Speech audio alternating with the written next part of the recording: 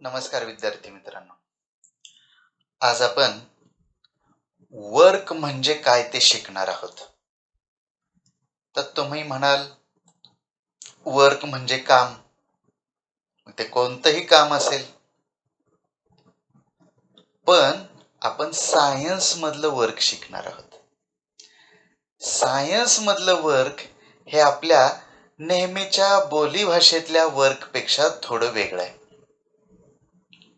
समजा बोलीभाषेमध्ये आपण अनेक गोष्टींना काम असं संबोधतो. समजा एखादी व्यक्ती आहे आणि त्या व्यक्तीला असं पहारेकऱ्याचं काम दिलंय. एखाद्या बंगल्याच्या बाहेर तो पहारा देत उभा आहे. दिवसभर तो माणूस आपल्या जागेवरून हलतही नाही. पण त्यानं काम केलंय. कशाचं काम केलं? पहारा द्यायचं काम केलंय.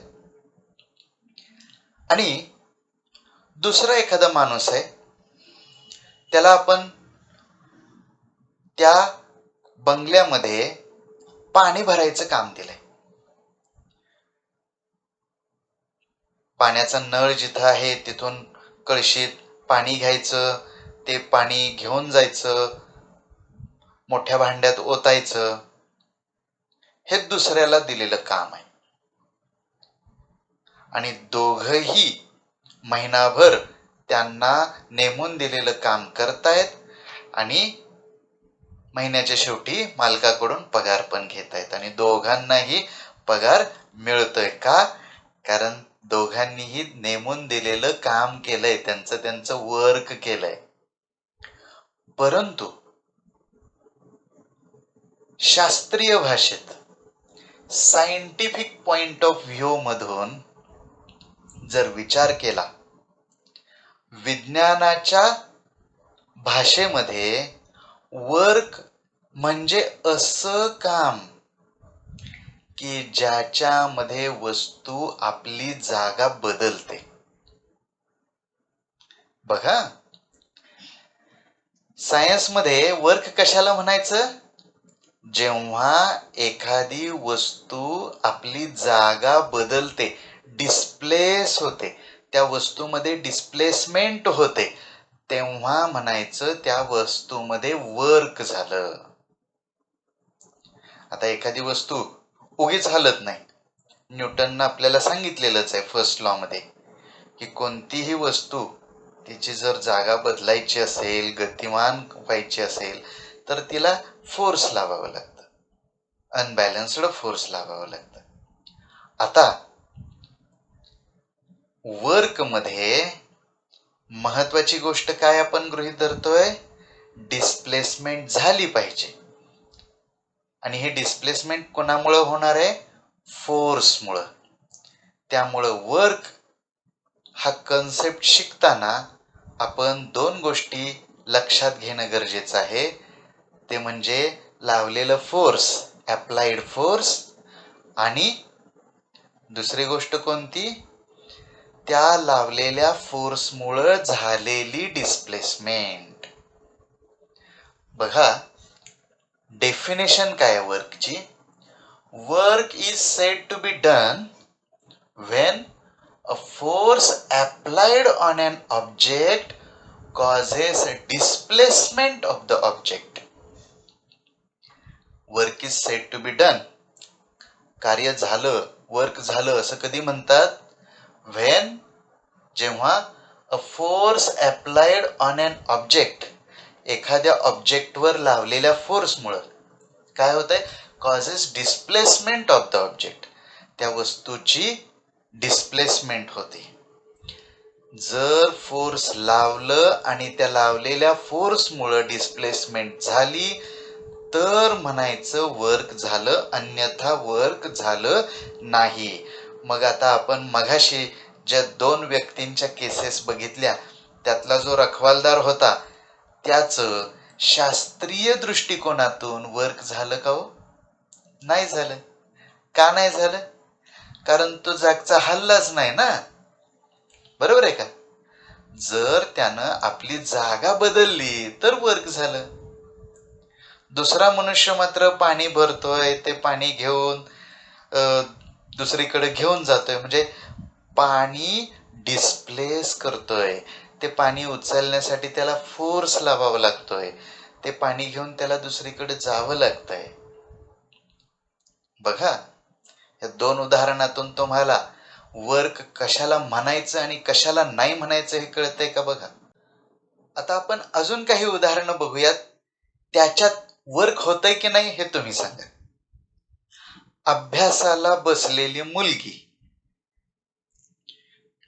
काय सांगू शकताय? आता बघा, अभ्यासाला बसलेली मुलगी एका जागेला बसली, पुस्तक घेतलेलं आहे आणि ते पुस्तक ती वाचते. नुसतं डोळ्यानं वाचते.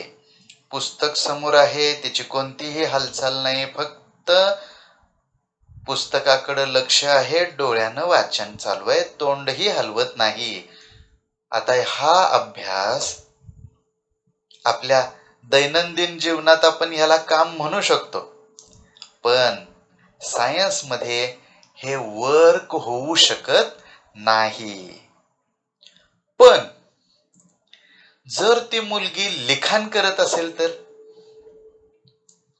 आता जर लिखाण करत असेल, रायटिंग करत असेल, तर मात्र तिनं हातात घेतलेला जो पेन आहे, तो पेन एका टोकाकडून दुसऱ्या टोकाकडे वहीच्या प्रत्येक ओळीवरून असा असा पुढे जातोय, म्हणजे तिथं पेनाची डिस्प्लेसमेंट होते.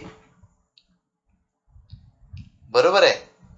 म्हणून त्यावेळेस त्या मुलीकडून थोडं वर्क होतंय असं आपण म्हटलं पाहिजे. लक्षात येतंय का? समजा एखादा मुलगा चेंडू खेळतोय, खाली जमिनीवर आपटतोय, वर आला की झेलतोय, किंवा वर फेकून कॅच खेळतोय. हे वर्क आहे का? तो मुलगा एका जागेलाच उभा आहे, पण तो त्या चेंडूला वर फेकतोय किंवा खाली फेकतोय, त्यामुळं त्या चेंडूची डिस्प्लेसमेंट होते आणि त्या चेंडूवरती वर्क होतंय. स्वतः तो मुलगा स्थिर आहे, त्यामुळं मुलावरती वर्क होतंय का? नाही, पण चेंडूवरती मात्र वर्क होतंय. लक्षात येतंय का? एखादा ओझं वाहणारा माणूस आहे, डोक्यावरती ओझं घेतलेलं आहे आणि तो ते ओझं घेऊन पुढं निघालेला आहे. वर्क होईल का? नक्कीच होणार आहे, कारण ते ओझं घेऊन पुढं जाण्यासाठी त्याला फोर्स लावावा लागणार आहे आणि तो पुढं चाललेला आहे, म्हणजे डिस्प्लेसमेंट होते. म्हणून हे सुद्धा वर्क आहे. पण तो ते ओझं घेऊन नुसतंच उभा राहिलेला असेल तर मात्र वर्क होणार नाही, कारण त्यानं फोर्स जरी लावलेलं असलं तरी डिस्प्लेसमेंट होत नाही. लक्षात येतंय? आता वर्कची ही जी डेफिनेशन आहे, हीच थोडी मॅथमॅटिकल फॉर्म मध्ये पण आपण अभ्यासणार आहोत आणि ती या ठिकाणी मी लिहिलेली आहे. Work done by a force acting on an object is, work is the product म्हणजे मल्टिप्लिकेशन, गुणाकार, the product of magnitudes of force and the displacement. आता यात गंमत पहा, प्रॉडक्ट आणि मॅग्निट्यूड हे दोन शब्द महत्वाचे. प्रॉडक्ट मध्ये आपण गुणाकार करणार आहोत, त्याच्यामुळे आपण पुढे सूत्र लिहिताना प्रॉडक्टचं चिन्ह वापरू. पण कोणाचा प्रॉडक्ट? मॅग्निट्यूड्सचा प्रॉडक्ट. कोणाची मॅग्निट्यूड? तर magnitudes of force and the displacement of the object in the direction of applied force. लक्षात येतंय? magnitudes of force and displacement of the object in the direction of the applied force. महत्वाच्या गोष्टी लक्षात येत आहेत का? बघा, वर्क म्हणजे प्रॉडक्ट आहे कोणाचा? मॅग्निट्यूड ऑफ फोर्स, फोर्सची मॅग्निट्यूड अँड द डिस्प्लेसमेंट, डिस्प्लेसमेंटची पण मॅग्निट्यूड.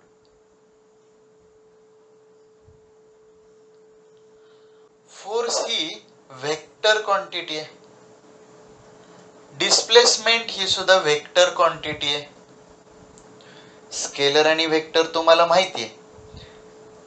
स्केलर क्वांटिटी मध्ये फक्त मॅग्निट्यूडची गरज असते, वेक्टर मध्ये मॅग्निट्यूड आणि डायरेक्शनची पण गरज असते, बरोबर. पण ह्या फोर्स आणि डिस्प्लेसमेंट ह्या दोन्ही सुद्धा वेक्टर क्वांटिटीज असल्या तरी सुद्धा आपण वर्कचा विचार करताना फक्त फोर्सची मॅग्निट्यूड आणि डिस्प्लेसमेंटची मॅग्निट्यूड हेच विचारात घेतोय. लक्षात येते का? बघा,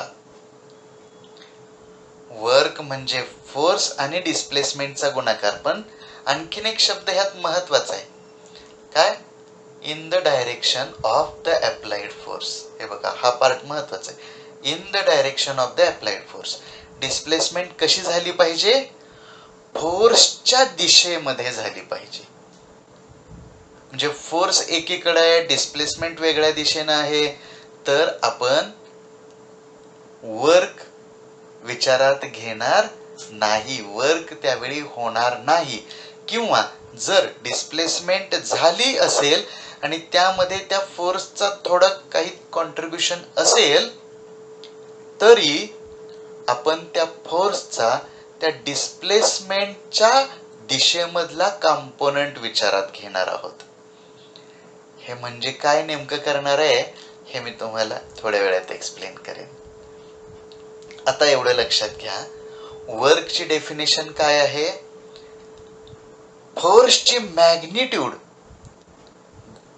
मल्टिप्लाइड बाय डिस्प्लेसमेंटची मॅग्निट्यूड. म्हणजे आम्ही फोर्स हे वेक्टर जरी असलं तरी आम्ही त्याची फक्त मॅग्निट्यूड विचारात घेतोय, डिस्प्लेसमेंटची पण मॅग्निट्यूड विचारात घेतोय. त्यामुळं वर्क विचारात घेताना आपण डायरेक्शनचा अजिबात विचार करत नाही, म्हणून वर्क ही स्केलर क्वांटिटी आहे. तुम्हाला गिव्ह रिझन म्हणून विचारू शकतात प्रश्न की वर्क स्केलर कशी काय? Work is the product of force and displacement. Force is a vector quantity, displacement is also a vector quantity, then why work is a scalar quantity? मग त्यावेळी तुम्हाला काय लिहावं लागेल? While considering work, we take only the magnitude of force and magnitude of displacement. Therefore, we don't consider direction of neither force nor displacement. So work is a scalar quantity. Okay, आता आपण पुढच्या मुद्द्याकडे जाऊया. जर ही definition असेल, बघा हाच formula मी इकडे लिहिलाय, work is equal to force into displacement. याचे युनिट्स काय असतील? वर्कचं युनिट काय असेल? वर्क हे फोर्स आणि डिस्प्लेसमेंट यांच्या प्रॉडक्टवर अवलंबून आहे. मग वर्कचं युनिट म्हणजे फोर्सचं युनिट मल्टिप्लाइड बाय डिस्प्लेसमेंटचं युनिट. आता इथं युनिट दोन प्रकारचे असतात, MKS आणि CGS. MKS लाच आपण SI युनिट असं पण म्हणतो. बघा, तुम्हाला हे युनिट्स किंवा हे स्केलर वेक्टर कळत नसतील तर फर्स्ट टॉपिकच्या सुरुवातीला मी हे एक्सप्लेन केलेला आहे, तो व्हिडिओ तुम्ही नक्की पहा. यामध्ये MKS सिस्टीम मध्ये फोर्सचं युनिट काय आहे? न्यूटन. एन म्हणजे न्यूटन. आणि डिस्प्लेसमेंटचं युनिट काय आहे? मीटर. फोर्स इंटू डिस्प्लेसमेंट म्हणून इथं आपण लिहितोय newton into metre. Unit of work is newton metre. यालाच आपण जूल असं पण म्हणतोय. न्यूटन मीटर और joule is the SI unit of work. CGS system मध्ये काय होतंय? फोर्सचं युनिट आहे डाइन आणि डिस्प्लेसमेंटचं युनिट आहे सेंटीमीटर. म्हणजे वर्कचं सीजीएस युनिट काय झालं? Dyne centimetre. आणि याला अर्ग असं पण म्हटलं जातं. तर हे तुम्हाला मल्टिपल चॉईस क्वेश्चन मध्ये विचारलं जाऊ शकतं किंवा एक मार्काला किंवा 2 मार्काला प्रश्न येऊ शकतात. Write the formula of work and the units in both the systems. And the last point is work is a scalar quantity. ते आपण आताच डिस्कस केलेलं आहे. ओके.